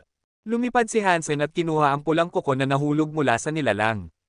Inilagay niya ang kuko sa kanyang bulsa at lumipad pasulong upang maghanap ng ibang mga bagay na papatayin. Pagkatapos lumipad ng isa pang kalahating oras, nakakita si Hansen ng isa pang hurno. Sumugod ito at pinasabog ang hurno, at nakatanggap ng isa pang carcinogenic gene para sa kanyang paghihirap. Ang bahaging ito ng core area ay tila isang espasyo na nakalaan para sa mga hurno. Pagkatapos ng 10 oras ng paglipad, nagawang patayin ni Hansen ang kabuoang 6 na hurno. Kahit na wala sa kanila ang nagbigay sa kanya ng Beast Soul, ang kakayahang mag-ani ng xenogenic genes ay nakalulugod kay Hansen. Sa ganitong bilis, magiging mayaman ako. Napakasaya ni Hansen sa pag-unlad na nagawa niya hanggang ngayon, kaya nagpatuloy siyang lumipad pasulong. Pagkatapos ng isa pang maikling paglalakbay, nakakita siya ng isang lugar na may maraming mga asteroid. Nakita rin niya ang isa pang lumilipad na hurno. Habang mas tinitignan ni Hansen, napansin nitong ang hurnong ito ay naiiba sa lahat ng ibang hurno na nakita na niya. Ang ibang mga hurno ay mga 12-dosenang metro ang taas, at gawa ang mga ito sa walang katangian na itim na bakal. Ang hurnong ito ay 3 o 4 na metro lang ang taas. Gawa ito sa tanso, at ang core ng hurno at ang mga apoy sa loob ay bronze. Ang pinakakakaiba rito ay mayroong isang espada na nakatusok dito. Ang espadang iyon ay halos nalunok na ng mga apoy. Napakapula nito, at may kakaiba rito na nakakaakit ng mata. Isa pa bang subspecies ng mga lumilipad na hurno? May espada sa loob. Mukhang mas mataas ang klase nito kaysa sa mga itim na hurnong iyon, pero ang kapangyarihan na nararamdaman ko dito ay tila hindi gaanong malakas. Ang ibang mga hurno ay mga hari ng una o pangalawang tier. Ngunit ang taong ito ay may area na nasa ikatlo o ika-4 na tier sa pinakamarami. Pumunta si Hansen para pumatay ng xenogeneics, kaya hindi na niya ito pinag-isipan pa. Kinuha niya ang kanyang baril at pinaputok ang higit pa sa kanyang pula at purple na mga sinag sa hurno. Ang hurnong iyon ay nakaupo sa ibabaw ng isang higanteng asteroid. Humihinga ito, sumisipsip ng isang uri ng kapangyarihan mula sa universo. Ang bawat hininga ay nagpapaapoy sa apoy ng maliwanag at mainit. Ang pula at purple na sinag ng liwanag ni Hansen ay tumama sa hurnong tanso, na pumutol ng isang malaking piraso sa nilalang. Ang hurnong tanso ay gamulong palayo sa posisyon nito, tumalbog sa ibang mga asteroid habang umaalis ito. Ang apoy na tanso ng hurno ay tumama rin sa mga asteroid na nagiiwan ng mga bakas ng nagninangas na apoy. Nagulat si Hansen. Ang core demon bog gun ay isang mutant king beast soul, ngunit ang putok ay hindi kayang tumago sa hurnong tanso. Ang sinag ng liwanag ay nakalukot lamang sa ibabaw ng nilalang, at ang mga kapangyarihang sumisipsip ay hindi nakahawak. Di nagtagal, naituwid ng hurnong tanso ang sarili, at mukhang galit na galit ito. Nagpakawala ito ng isang mahabang geyser ng apoy, na pinapalaya ang galit nito na parang isang nagninangas na demonyo. Ngunit hindi naawa si Hansen sa nilalang. Pinaputok lang ulit niya ang kanyang baril dito. Sa loob, iniisip nito, kailangan kong sumuntok ng mabilis hanggat maaari. Ang katawan ng Vernong tanso na ito ay hindi mahina, pero kung barilin ko ito ng ilang beses pa, dapat kong masira ito. Ang purple at red na sinag ay lumipad patungo sa hurno ulit, ngunit nagpakawala ang hurno ng isang pulang liwanag na hamarang sa sinag. Mukhang ang nagninangas na pulang liwanag ay nagmula sa espada sa loob ng hurno. Pang! Dalawang kapangyarihan ang nagbanggaan, at ang banggaan ay nagdulot ng magandang pagsabog ng mga sparks. Pagkatapos, sa sorpresa ni Hansen, nagsimulang tumalsik ang mga sparks mula sa espada sa loob ng hurno. Hindi naman nasira ang espada. Ang sinag mula sa core demon bog gun ay nahati ng epekto, at kumalat ito ng walang pinsala sa kalawakan. Ang espada sa loob ng hurno ay nagsisigaw. Ang apoy sa loob ng Vernong tanso ay pumutok at kumikislap na parang kausap nito ang espada. Isang lugar na apoy na kulay tanso ang sumasakop sa buong kalawakan, na binalot ang parehong si Hansen at ang hurno. Ngunit hindi naramdaman ni Hansen ang init. Para bang ang lugar na apoy na tanso ay isang uri ng mirahe. Tumaas ang intensity ng lugar na apoy na tanso, at ang espada ay lalong uminit. Naging translucent gold ito, at kakaibang mga simbolo ang lumitaw sa haba nito. Naramdaman ni Hansen ang takot na gumising sa loob niya. Mabilis nitong itinaas at pinaputok ang kanyang baril ng ilang beses pa. Ngunit lumipad at sumayaw ang espada, na tinamaan ang bawat projectile gamit ang mga liwanag ng espada nito. Naroon pa rin ang lugar na apoy na tanso, at patuloy na sinisipsip ito ng espada. Ang katawan ng gintong espada ay naging isang berdeng kristal, at sinunog ito ng apoy na tanso. Mukhang maganda at nakakagambala. Kumunat ang noo ni Hansen. Ang espada ay mukhang napakalakas. Sapat na upang takutin siya. Ito ay isang malakas na Synergeneic. Ikatlo o ikaapat na tier lang ito, pero ang area power nito ay nagpapalakas sa espada sa loob ng hurno sa hindi kapani-pani walang antas. Ang kapangyarihan ng espada ay kalahati ng deified sa puntong ito. Kamangha-manghang ito. Nagulat si Hansen. Ngunit ayaw nitong umatras ngayon. Tinawag nito ang Move Mountain Area na mausisa kung gaano kalakas ang espesyal na Synergeneic na hurnong ito. Ang kristal na espada ay nagninangas na may apoy na tanso. Umiyak ang espada habang sinisira nito ang langit. Nagti-teleport ito patungo sa puso ni Hansen. Nakatutok si Hansen ng suntok sa lumilipad na espada. Ang kanyang baluti ay pinahiran ng Move Mountain Area, kaya ang kanyang depensa ay magiging napakalakas. Hindi kailangang matakot si Hansen sa kapangyarihan na ginagamit ng espada. Pang! Ang dulo ng espada ay tumama sa kamao ni Hansen. Inukit ng espada ang isang malalim na hiwa sa nakasuot na kamao, at nagsimulang tumulo ang dugo. Kabanata 2409. Napakalakas na espada. Ibinaba ni Hansen ang ulo at tinitigan ang kanyang kamao. Kahit na pinahiran ng Move Mountain Area, ang baluti na tumatakip sa kanyang kamao ay hiniwa ng malinis. Duguan ang kanyang mga daliri. Nagpapasalamat lang siya na hindi nasira ang mga buto.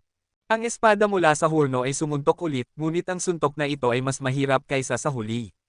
Napakabilis ng paggalaw ng espada na halos hindi ito masundan ni Hansen gamit ang kanyang mga mata. Katsa! Nahawakan ni Hansen ang talam ng espada mula sa hurno, na nagdulot ng higit pang pagdaloy ng dugo mula sa kanyang mga kamay. Ngunit patuloy pa rin niyang hinahawakan ang talam. Nanginginig ang espada mula sa hurno na parang sinusubukan nitong sumulong, ngunit mahigpit na kumapit si Hansen at pinanatili ang talam na hindi gumagalaw. Mas lumakas ang apoy ng Vernong tanso. Muli na namang tinakpan ng area ng apoy ang lahat. Sinipsip ng espada mula sa hurno ang apoy na iyon, at ang espada ay lalong naging transparent. Tumaas ang kapangyarihan nito, at sumuntok ulit ito patungo sa puso ni Hansen. Mas lalong tumalim ang espada sa mga kamay ni Hansen. Umaagos ang dugo sa matutulis na gilid ng espada, ngunit kahit na ganoon, tumanggi si Hansen na bumitaw. Inulit niya ang pagkakahawak sa espada, hinihigpitan ang kanyang mga kamay habang sinusubukan niyang itulak pabalik ang espada mula sa hurno. Halos mahawakan na ng dulo ng espada mula sa hurno ang dibdib ni Hansen. Ang berdeng kristal na talim ay parang isang makamandag na ahas habang nanginginig at gumigiling ito sa mga kamay ni Hansen. Sinusubukan nitong saksakin ang puso niya, ngunit limitado ang mga paggalaw nito. Tumataas ang Vernong tanso, sumisipsip ng enerhiya mula sa kalawakan sa paligid nito habang umaalis ito. Mas lumakas at mas uminit ang apoy. Muli na namang tinakpan ng area ng apoy na bronze ang lahat. Sinipsip ng espada mula sa hurno ang area ng apoy, at nakatanggap ito ng isang godly boost ng kapangyarihan. Nagpakawala ito ng isang antas ng lakas na mahirap isipin. Gumalaw ito pasulong sa mga kamay ni Hansen, hindi mapipigilan. Katsa! Nagsimulang hiwain ng espada ang baluti sa dibdib ni Hansen. Patuloy nitong sinusubukang itulak pabalik ang mabangis na talam, ngunit hindi nito kaya. Umaagos na ang dugo mula sa mga kamay ni Hansen, at ilang sandali na lang ay magsisimula na itong maputol ang mga buto ng daliri nito. Ang talam ay lumalim na ng 5 sentimetro sa dibdib ni Hansen sa puntong ito, at malapit na itong mahawakan ang puso niya. Masayang sumasayaw ang Hernong Tanso. Ang apoy sa loob nito ay sumasayaw, at ang mga apoy ay nagkaroon ng hugis ng isang nakangiting emoji na tinitignan si Hansen. Napakalakas mo, pero kailangan ng tumigil ito, sabi ni Hansen sa Hernong Tanso, ang kanyang mga kamay ay hawak pa rin ang talam. Napakalakas ng espada mula sa hurno, ngunit pagkatapos ng unang ilang pag-atake, ang nakakatakot na kapangyarihan ay lumipat sa Dangshan Armor. Hindi na magiging madali para sa espada mula sa hurno na tumago sa Dangshan Armor ngayon. Katsa! Tinawag ni Hansen ang kanyang lakas at itinulak ang espada mula sa hurno. Ang pagkakahawak niya sa talim ay dapat na mahina, ngunit kahit gaano pa man sinusubukan ng espada na pumiglas, hindi ito makatakas sa pagkakahawak ni Hansen. Muli na namang nagliyab ang apoy ng Hernong Tanso at nagpakawala ng isa pang area ng apoy. Ang area ng apoy ay hindi naman mapanganib, ngunit pinapalakas nito ang espada mula sa hurno ng nakakagulat. Tuwing lumilitaw ang area ng apoy, mas lalong lumalakas ang espada mula sa hurno. At ang kakayahang magpalakas na iyon ay tila walang hanggan. Dahil lumalakas ang espada mula sa hurno sa bawat pagkakataon, nangangahulugan iyon na ang area effect ay stackable. Ito ang unang stackable area na nakita ni Hansen. Tumigas ang mga mata ni Hansen habang hinahawakan nito ang espada mula sa hurno. Hinailan nito ang espada mula sa kanyang dibdib nang biglang mawala ang area ng apoy. Bukod sa maliit na apoy na kumikislap pa rin sa loob ng Hernong Tanso, walang ibang sparks. Pinatakbo ni Hansen ang kanyang Dangshan area sa maximum power. Pinilit nitong tumigil ang Universal Self-Cogwheel ng Hernong Tanso na pinatay ang area ng apoy. Nanginginig ang Hernong Tanso. Ang mga cogwheel sa loob ng hurno ay umiikot ng napakabilis, sinusubukang kumuha ng sapat na enerhiya mula sa espasyo sa paligid nito upang muling painitin ang area ng apoy. Ngunit kahit gaano pa ito kabilas umikot, hindi nito maiiwasan ang area power nito. Para itong sinusubukang sindihan ang basang posporo. Maliban na lang kung ang kalaban ay mas malakas kay Hansen, pipilitin sila ng Dangshan area na gamitin ang kanilang Universal Self-Cogwheel. Kung hindi, wala silang kapangyarihan sa loob ng Dangshan area. Ang Hernong Tanso mismo ay hindi masyadong malakas. Ito ay isang pangalawa o ikatlong tier na King Xenogeneic lamang. Ngunit ang area ng apoy nito, kapag ginamit kasama ang espada mula sa hurno, ay may hindi kapani-paniwalang kapangyarihan. Pagkatapos ng ilang buffs, ang espada mula sa hurno ay kasing ganda ng isang kalahating deified na nilalang. Ito ang unang pagkakataon na nakita ni Hansen ang ganitong uri ng Xenogeneic. Gusto ng Hernong Tanso na magpakawala ng higit pang apoy, ngunit kahit gaano pa ito kahirap subukan, hindi man lang ito makagawa ng usok. Ako naman ngayon. Hawak ang espada mula sa hurno sa isang kamay, itinaas ni Hansen ang kanyang Core Demon Boggun sa isa pa. Pinaputok niya ito sa Hernong Tanso na parang isang baliw. Dahil sa Move Mountain area, ang bilis ng paggalaw ni Hansen ay mabagal.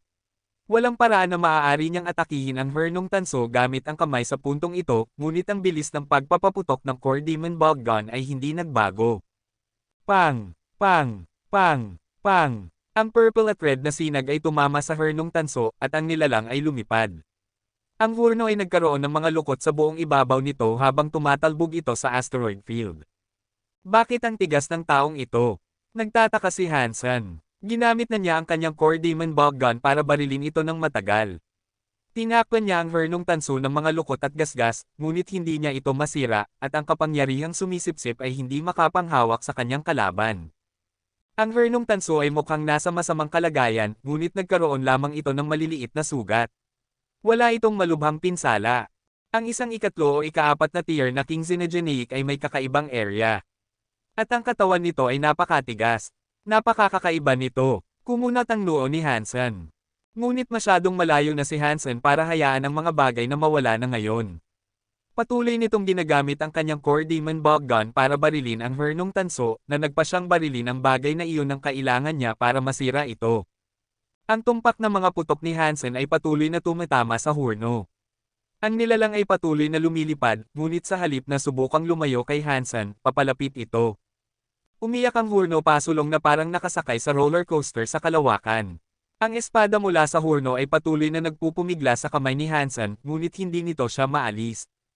Pang! Sa wakas, pagkatapos barilin ni Hansen ng tila magpakailanman, ang isang bahagi ng hurnong tanso ay nakaranas ng sobrang pinsala. Ang pula at purple na liwanag ay pumutol ng butas na kasing laki ng kamao sa ibabaw. Ang butas ay hindi malaki, ngunit agad na nakaramdam si Hansen ng ginhawa. Ang laki ay hindi problema. Kung kaya niyang tumagos dito, kaya niya itong sirain. Plano ni Hansen na patuloy na magpaputok, ngunit ang hurnong tanso ay nagsimulang gumawa ng mga hiningal, umiiyak na tunog. Ang junction area ay patuloy na kinukulong ang lahat ng cogwheels sa kalapit na espasyo, at kahit gaano pa ito kahirap subukan, hindi ito makagawa ng higit pang mga area ng apoy. Bigla, nakarinig si Hansen ng nakakabinging sigaw ng metal. Ngunit hindi ito nagmumula sa hurnong tanso. Itinaas ni Hansen ang ulo. Lumingon ito at nakakita ng isang higanteng hurnong tanso na papalapit sa kanya. Kasing laki ito ng isang planeta, at libu-libong espada ang umiikot dito na parang isang nagngangalit na ilog. Ang bawat espada ay parang espada mula sa hurno sa kamay ni Hansen. Sinunog nila ang kakaibang berdeng apoy na mukhang kristal. Hanggang sa nakikita ni Hansen, ang kalawakan ay natatakpan ng isang agos ng mga espada, at ang mundo ay naging isang dagat ng kumikislap na mga talam. Kabanata 2410. Lubos na nagulat si Hansen sa paglitaw ng napakalaking hurno. Mabilis nitong ipinasok ang lahat ng kapangyarihan na kaya nito sa kanyang junction area. Imposible para sa kanya na tuluyang pigilan ang mga espada mula sa hurno at ang area ng apoy. Ang higanteng hurnong tanso na ito ay isang tunay na kalahating deified na hayop. Malamang isang maliit na hakbang na lang ito para maging deified. Halos mas malakas pa ito kay Dragon 1. Ngunit, salamat naman, wala itong mga cade ng substansya, kaya hindi ito maaaring isang tunay na deified. Hindi tuluyang may seal ng junction area ang kapangyarihan, ngunit naapektuhan pa rin nito ang mga universal cogwheels. Pinabagal nito ang pag-ikot ng mga universal cogwheels na nagdulot ng pagbaba ng kapangyarihan. Dagdag pa, gamit ang Move Mountain Area, hindi naman talaga natatakot si Hansen sa agos ng mga espada, kahit na mukhang nakakatakot ang mga ito. Dong! Iwinasiwas ni Hansen ang espada mula sa hurno na nasa kanyang kamay at tinanggal ang isang grupo ng mga espada na bumabagsak na papalapit ng mapanganib. Ngunit sa huli, ang ulan ng espada ay masyadong marami para maprotektahan, at ang bawat isa sa mga espadang iyon ay may nakakatakot na kapangyarihan. Ang bawat pag-atake ay may lakas ng isang kalahating deified na nilalang. Isang talam ang tumama kay Hansen na pumutol sa junction armor. Sa kabutihang palad, ang Move Mountain Area ay nakaka-absorb ng maraming kapangyarihan mula sa mga pag-atake na tinanggap nito. Nagawang iwasan nito ang pag-atake ng isang kalahating deified na nilalang. Ang ulan ng espada ay maaaring mag-iwan ng malalim na mga gasgas sa junction armor, ngunit hindi ito kayang tumagos ng tuluyan. Sunod-sunod na tumama ang mga talam sa baluti. Para itong flash flood. Ang bawat isa ay nag-iiwan ng gasgas sa ibabaw ng baluti. Mapanganib na ang mga pag-atake sa laman ni Hansen, at halos sumigaw ito sa pagkagulat. Patuloy na binubugbog ng talon ng mga espada ang katawan ni Hansen. Sa ilalim ng gayong marahas na pag-atake, ang haring ito ay kasing banta ng isang deified Xenogeneic. Habang ang deified bug na nakipaglaban kay Hansen ay napakamalakas, wala itong anumang ranged attacks, kaya ang mga hari kasama si Hansen ay may pagkakataong tumakas pa rin. Ngunit sa ilalim ng ulan ng espadang ito na tumatakip sa langit, walang lugar para tumakas. Kahit gaano pa kalakas ang depensa ng isang tao, ang patuloy na pagtama ng talon ng espadang iyon ay haantong sa pagbutas nito. Ito ang parehong prinsipyo na kinakalkula ni Hansen nang atakihin nito ang hurnong tanso. Ngunit ang agos ng mga pag-atake na ito ay hindi gawa sa tubig, ito ay binubuo ng mga espada na may hawak na kalahating deified na kapangyarihan. Kung ibang tao ito, na may ibang uri ng area power, namatay na sana sila sa unang magulo na barrage ng agos ng mga espadang iyon. Maging ang mga buto nila ay madurage na. Sa kabutihang palad, may Move Mountain Area si Hansen para sa proteksyon. Habang ang lahat ng mga agos ng espada ay bumabagsak sa junction armor, nagbigay ito ng isang hindi kapani-paniwalang buff sa mga defensive properties ng baluti. Hanggat ang unang ilang pag-atake ay hindi masisira ang Move Mountain Area, ang paggamit ng junction armor bilang carrier ay nagpapalakas sa kanya. Lumipad ang maliit na hurnong tanso patungo sa malaking hurnong tanso. Ang bibig ng hurno ay patuloy na naglalabas ng apoy habang gumagawa ito ng isang nakakaawang ungol. Tila sinasabi nito sa malaking hernong tanso ang mga problema nito. Pagkatapos marinig ng malaking hernong tanso ang sinabi nito, nagalit ito. Nagpakawala ito ng isang alon ng berdeng apoy na mukhang kayang sunugin ang isang planeta. Bumaba ang area ng apoy at tinakpan ang mga espada mula sa mga hurno. Ang mga espada ay nakatanggap ng buff ng area ng apoy, at ang kanilang mga kapangyarihan ay tumaas sa isang nakakatakot na antas. Lumilipad si Dragon 1 sa kalawakan. Pagkatapos umalis ni Dia Robber, umikot ito, sumusunod sa direksyon na pinuntahan ni Hansen. Patuloy itong gumagalaw, ngunit hindi nito nakita si Hansen. Mabilis na naglalakbay si Hansen na may layuning pumatay ng maraming Xenogeneics hanggat maaari. Nag-usap sina Dragon 1 at Dia Robber ng ilang sandali bago maghiwalay. May katuturan na hindi pa naabutan ni Dragon 1 si Hansen. Ang pagsulong pa ay haantong sa Core Furnace Zone. Ang pinakamalakas na Core Furnace ay kalahati ng deified.